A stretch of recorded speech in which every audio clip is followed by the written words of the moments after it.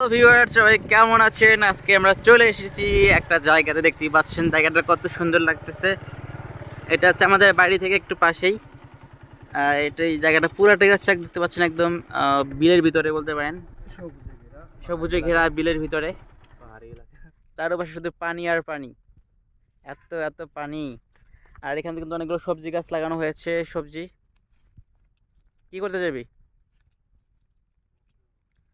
আর এখানে ওকে দিয়েছে প্রাকৃতিক প্রকৃতির ডাকে, মানে প্রকৃতির ডাকে সাড়া দিয়েছে ওকে। দেখতেই পাচ্ছেন ও কোথায় যাচ্ছে। এখন প্রকৃতির ডাক শেষ হয়ে গেল, এখন আমরা যাচ্ছি সামনের দিকে। আচ্ছা, হুম, এটা কি বেটা, এটা ভালো ভালো ফোন না, ক্যামেরা তো ভালো আসবে। আচ্ছা, ব্যাগ নিয়ে যাবো। হুম,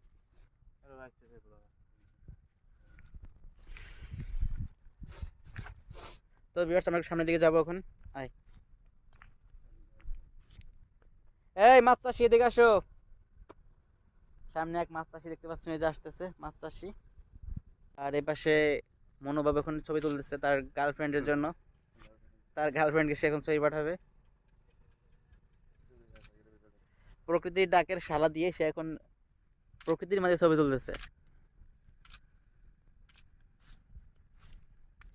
এদিকে কিন্তু অনেকগুলো সবজি লাগানো হয়েছে, দেখতেই পাচ্ছেন। সবজিগুলো কিন্তু যারা গ্রামে থাকে তারা কিন্তু এই সবজিগুলো কিন্তু পিওর খেতে পারে, একদম পিওর। মানে ঢাকা শহরে হয়তো যে সবজিগুলো পাওয়া যায় সেগুলো হচ্ছে আপনার ফরমালিন দিয়ে রাখা হয় যাতে এই সবজিগুলো যাতে তাজা থাকে।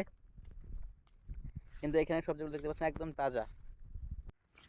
এখানে কিন্তু সবগুলো পুকুরে কিন্তু অনেক মাছ চাষ করা হয়েছে, দেখতেই পাচ্ছেন। এখানে কিন্তু সবগুলোতে মাছ আছে, না মনো?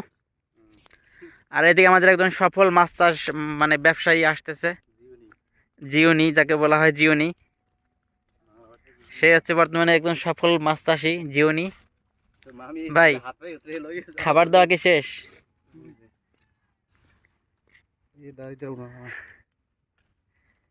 তো ভিউয়ার্স আজকের ভিডিওটি এই পর্যন্ত, দেখা হবে পরবর্তী কোনো ভিডিওতে।